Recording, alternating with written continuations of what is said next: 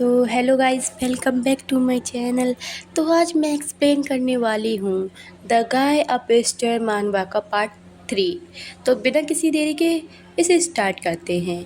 हमें सीन दिखाया जाता है जिसमें एक लंबे बालों वाली लड़की उल्टी कर रही होती है। वो लगातार उल्टी कर रही होती है। अगले सीन में एडम उसे थपथपाता है। वो लड़की लगातार उल्टियाँ कर रही होती हैं और अजीब सी स्माइल देकर उसे देखने लगता है। फिर हमें सीन दिखाया जाता है कुछ देर पहले का, जिसमें हमारी रोज़ी जाती हुई दिखाई जाती है और वो उसे उल्टियाँ करवा रहा होता है हमारा मेन कैरेक्टर। फिर सीन दिखाया जाता है वो उसे पकड़ के लेके आता है और कहता है कि अब तुम ठीक हो। फिर हमारा मेल लीड एडम कहता है कि अब हम अंदर से चल सकते हैं। फिर वो गेट खोलते हुए दिखाया जाता है और उस लड़की से कहता है, तुमने कहा था कि तुम्हें चांस नहीं मिला कुछ खाने का, सही? फिर हमारी रोज़ी दिखाई जाती है जो काफ़ी चौंक गई होती है और उसे लगातार बाहर से आवाज़ आती है। वो कहता है, मैं तुम्हारे लिए कुछ बना दूँगा। और हमारी रोज़ी दिखाई जाती है वो बहुत ज़्यादा हैरानी में होती है और खुद से शॉक होते हुए कहती है, अब मैं क्या करूं? मैं इतनी खो गई थी कि मैंने महसूस ही नहीं किया कि मैं गलत हाउस में आ गई हूँ।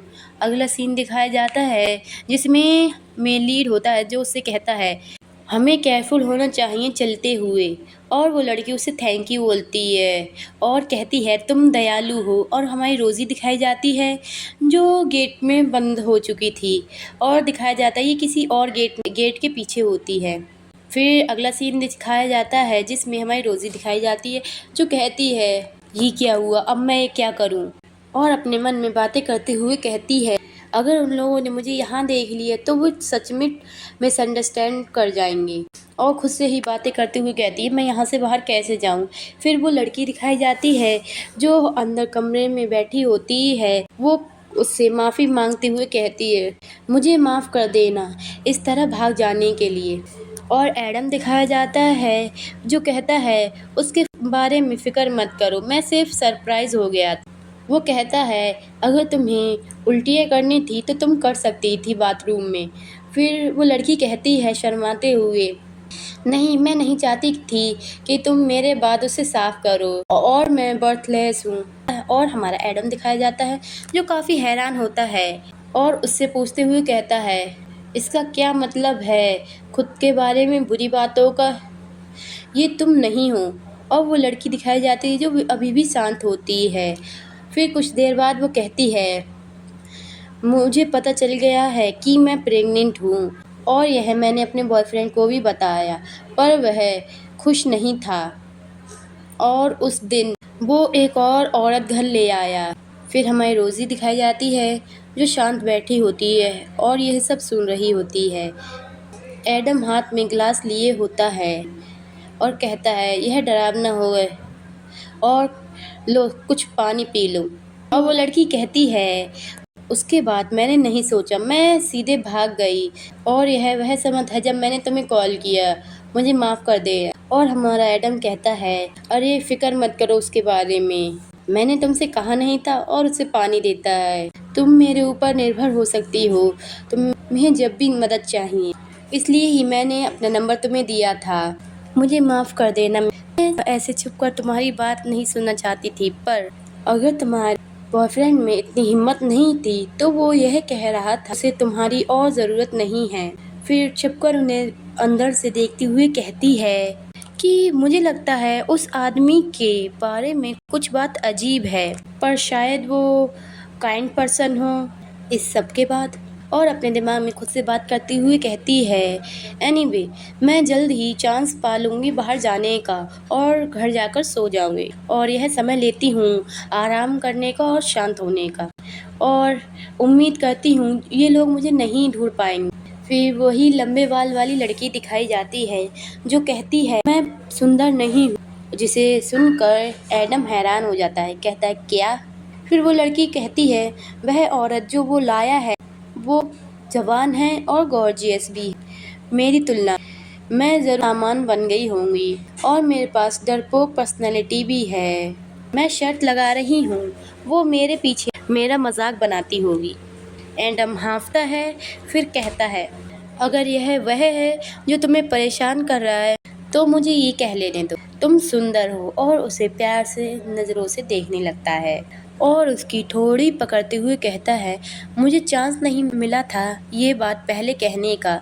फिर वो लड़की दिखाई जाती है जो काफ़ी शर्मा रही होती है, पर तुमने मेरी अटेंशन पा ली उस पहली मुलाकात में, और ख़ासकर मैं तुम्हारे बालों को बहुत पसंद करता हूँ। ये स्मूथ है और सिल्की हैं। और उसके बाल चूमता है और कहता है, सबसे ज़्यादा सुंदर मैंने अभी तक देखे हैं। और वो लड़की क्वेश्चन करती हुई कहती, क्या सच में तुम्हें ऐसा लगता है? और एडम स्माइल करता है और टेबल पे से एक चाकू उठाता है और हाँ कहते हुए कहता है, यहाँ पर कुछ मिसिंग है, और क्रीपी स्माइल देता है और उसके पास चाकू ले जाता है। फिर कहता है, तुम और सुंदर हो जाओगी जब खून से लथपथ हो जाओगी। वो लड़की हैरान हो जाती है और डरते हुए कहती, क्या? उसके इतने कहने पर ही एडम उसकी गर्दन चाकू से काट देता है और उसके चेहरे पर खून लग जाता है। वो लड़की जो एडम के साथ थी उसके बालों के आसपास खून पड़ा होता है और एडम पूरा खून से सना हुआ होता है और वो लड़की ज़मीन पर गिर गई होती है जिसका उसने गला काटा होता है। इस सब की आवाज़ सुन के हमारी रोज़ी हैरान हो जाती है। जैसे ही वो पीछे मुड़ती है ये देखने के लिए क्या हो रहा है, वो देखती है उस लड़की के बाल खून में लथपथ हैं और वो एडम कहता है, हाँ बिल्कुल ऐसे ही, तुम्हारे खून का लाल रंग तुम्हारे बालों को और सुंदर बना रहा है। अभी वो लड़की अभी भी जिंदा होती है, उसके हाथ कांप रहे होते हैं। फिर एडम कहता है, क्या? वो लड़की अपने पेट को कवर कर लेती है और कहता है, क्या तुम अपने बेबी को प्रोटेक्ट कर रही हो? फिर चाकू उठाता है अपने दोनों हाथों से पकड़ के और कहता है, तुम्हें इसकी और ज़रूरत नहीं है, और उसके पेट में वो चाकू मार देता है। हमारी रोज़ी चिल्लाने चाहती है लेकिन वो बहुत डर गई होती है। वो पसीने में लथपथ होती है और वो अपने मन में कहती है, उसकी बॉडी अभी भी हिल रही है, वो अभी भी ज़िंदा है। पर हमारी रोज़ी इतना डर गई होती है कि वो कुछ नहीं कर पाती और खुद से मन में बात करती हुई कहती है, क्या उसने उसकी गर्दन काट दी है? तो इसलिए वो चीख नहीं पाई और खुद से बात करती हुई कहती, चलो वापस चलो। और वो एक वाइपर से टकरा जाती है और जैसे ही वो ज़मीन पे गिरता है उससे तेज़ आवाज़ आती है। ये देखकर हमारी रोज़ी हैरान हो जाती है और साथ में एडम दिखाया जाता है जो काफ़ी गुस्से में होता है। वो मुड़ता है और उसी गेट की तरफ देखने लगता है और खड़ा हो जाता है और हमारी रोज़ी जो काफ़ी डरी हुई होती है उसे पता लग जाता है कि वो इधर ही आ रहा होता है। वो बहुत डरी हुई होती है और खुद से कहती, वो मुझे मार देगा। और पीछे देखती है एक खिड़की होती है, वो फिर सीन दिखाया जाता है जिसमें एडम ने वो गेट खोल दिया होता है और देखता है उस कमरे में कोई भी नहीं होता, सिर्फ एक वाइपर ज़मीन पे पड़ा होता है।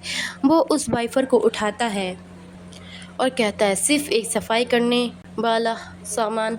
और हमारी रोज़ी दिखाई जाती है जो विंडो के बाहर होती है, जो विंडो के सहारे लटकी हुई होती है और वो अभी भी बहुत घबराई होती है। खुद से मन में कहती है, प्लीज़ बाहर मत देखना। और हमारी रोज़ी का पैर फिसल जाता है और उसका हाथों का भी बैलेंस बिगड़ जाता है और खुद से बात करते हुए कहती है, मेरे हाथ काँप रहे हैं, मैं गिर जाऊंगी। फिर एडम दिखाया जाता है जो वाइपर रख देता है और अपना मुंह पोंछता है, फिर खिड़की की तरफ नज़र डालता है। हमारी रोज़ी दिखाई जाती है जो काफ़ी काँप रही होती है और उसे उसके पैरों की आवाज़ आती है और खुद से कहती है, मुझे कोई रास्ता नहीं मिला है, मुझे कूदना ही होगा। और जैसे ही अपना पैर एसी पर रखने जाती है, ये कहते हुए, मैं उस पर चढ़ के अपने रूम तक पहुंचने में सफल हो जाऊंगी, वैसे ही वो डिसबैलेंस हो जाती है और गिरने लगती है।